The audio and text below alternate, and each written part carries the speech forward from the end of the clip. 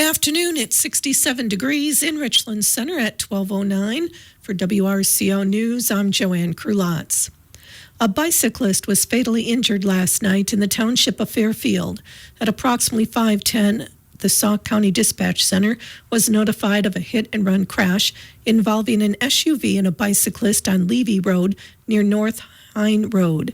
It was reported that the bicyclist was thrown from the bicycle into the ditch and that the SUV continued east on Levy Road toward the Columbia County line.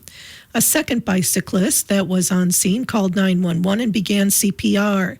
Life-saving measures were conducted by paramedics from Baraboo Fire and EMS, but they were ultimately unsuccessful, and the bicyclist, Kristen M. Harding, 61 of Baraboo, was pronounced dead at the scene. With assistance from the Columbia County Sheriff's Office, the suspect vehicle and operator were located on Tritz Road in Columbia County at approximately 6:45 last night. The operator of the vehicle has been identified as Taurine M. Johnson Putman, 31 of rural Baraboo. Johnson Putman was arrested for hit and run involving death, homicide by negligent operation of a vehicle, operating without a valid license and causing death of another person, operating a motor vehicle without insurance, and failure to notify police of an accident. Johnson Putman was transported to the Sauk County Jail and turned over to custody of jail staff. Just back from a deployment to western North Carolina to assist in the wake of Hurricane Helene, members of the Wisconsin Department of Emergency Management's Task Force 1 are ready to head to Florida. Bob Zimmerman is a Task Force 1 leader. He said they've submitted a response to Florida's request of assistance for Hurricane Milton, and if needed, will be ready to deploy immediately. Zimmerman said the things that task force members learn in training at Volk Field and on deployments can be applied when they return to their local agencies. Task Force 1 has more than 130 members around the state, and personnel from 8 fire departments took part in the Helene deployment. U.S. Senate candidate Eric Hovde is claiming FEMA is running out of money, but the Federal Emergency Agency says it's not true. Hovde goes on to claim in a social media post that money for Hurricane Helene relief is being diverted to illegal immigrants. FEMA says that's not true either and is asking people to stop sharing the video. This summer's bird flu outbreak may be to blame for higher egg prices right now. UW-Madison economics professor Andrew Stevens says there is a lag between a rash of bird deaths and when new eggs start coming back into the system. It can take up to 6 months to fully replace an egg-laying hen. Stevens says there's also a shift in demand for eggs this time of year as more people start baking for the fall and winter.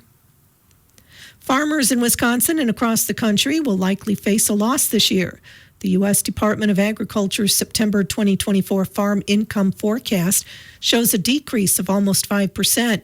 Reasons for the shortfall include a drop in demand for household produce, a wet early summer making plant growth difficult, and challenges in finding farm workers. Those income projections may lead to a $6.5 billion loss for farmers across the country and will likely cause many to tighten spending until next spring. Governor Tony Evers, together with the Wisconsin Department of Revenue, published 2025 shared revenue estimates of over $1.5 billion. One of the most significant sources of funding provided by the state to local governments. Wisconsin shared revenue includes 8 programs providing state aid to counties, municipalities, tax increment districts, schools, technical college, and special districts annually. Counties and municipalities are set to see the realized benefits of the county and municipal aid and supplemental county and municipal aid being adjusted based on sales tax revenues next year, with an expected increase of $23.6 million to help invest in local community needs and priorities. These state aids are mostly general, unrestricted aids that can be used for any activity approved by the local governing body. Specifically, SCMA is the only unrestricted aid that must be used for specific purposes such as law enforcement, fire protection, emergency medical services, emergency response communications, public works, courts, and transportation. No SCMA amounts may be used for administrative services. Governor Tony Evers, chair of the Wisconsin State Building Commission, has announced the commission approved a total of $160.8 million in key projects around the state, including $50 million for 50 projects in communities across Wisconsin funded through the new non-state grant program, which was created in the 2023-25 biennial budget enacted by Governor Evers last summer. These grants are targeted at bolstering critical infrastructure and services across key sectors such as health and wellness, economic and workforce development, arts and culture, and public services. By investing in projects that address pressing community needs, from expanding healthcare facilities to supporting workforce training and preserving cultural institutions, this funding will have a lasting statewide impact, ensuring resources are distributed fairly across both urban and rural areas. The 50 non-state grant program projects approved include $30,000 to Tellurane Behavioral Health Incorporated to support mental health crisis stabilization, hospital and jail diversion services at their new Jackson Street facility in La Crosse. $800,000 to Wisconsin Vietnam Veterans Memorial Fund Incorporated for the High Ground Multi-Use Visitors Center project, $2 million to Vernon Memorial Healthcare Foundation for MRI construction and to enhance access to health care, and $1,432,000 to the City of Baraboo for upgrades to local emergency response. In addition to the non-state grant program projects, the State Building Commission also approved acquisition of 2 key properties for the University of Wisconsin system, one at UW-Madison and the other at UW-Stevens Point, which align with each campus's long-term development strategies outlined in their respective master plans. These properties will support future academic and infrastructure projects essential to campus growth and modernization. Approval for 5 projects that will address a range of pressing infrastructure needs, which includes extensive exterior envelope repairs at UW-La Crosse and a major roof replacement at the Nielsen Tennis Stadium at UW-Madison. These projects are part of the UW System Minor Facilities Renewal Program. Approval of 3 UW System projects under the Instructional Space and Technology Projects Program, targeting essential upgrades to instructional spaces across multiple campuses. Projects include renovations at the UW-La Crosse Wing Technology Center. These improvements are designed to enhance modern teaching and research capabilities, aligning with the growing demands of academic programs, and authorization for 24 facility maintenance and repair projects across various state agencies, including the Wisconsin Departments of Corrections, DHS, Wisconsin Department of Military Affairs, Wisconsin Department of Natural Resources, Wisconsin Department of Transportation, Wisconsin Department of Veterans Affairs, and the UW system. These projects will address infrastructure improvements, safety upgrades, and essential repairs to ensure the ongoing functionality and safety of state-owned facilities. President Joe Biden has announced a plan to eliminate lead water pipes in every city in America in the next decade. Biden in Milwaukee Tuesday says Wisconsin is on the receiving end of more than $40 million to help remove local lead pipes, according to the Environmental Protection Agency. Milwaukee has the 5th highest number of lead pipes in the nation. The EPA estimates the new stricter standard will prevent up to 900,000 infants from having low birth weights and avoid up to 1,500 premature deaths a year from heart disease related to lead. The Biden-Harris administration is giving out roughly $2.6 billion nationwide to remove lead pipes. Robert F. Kennedy Jr. will remain on the ballot in Wisconsin.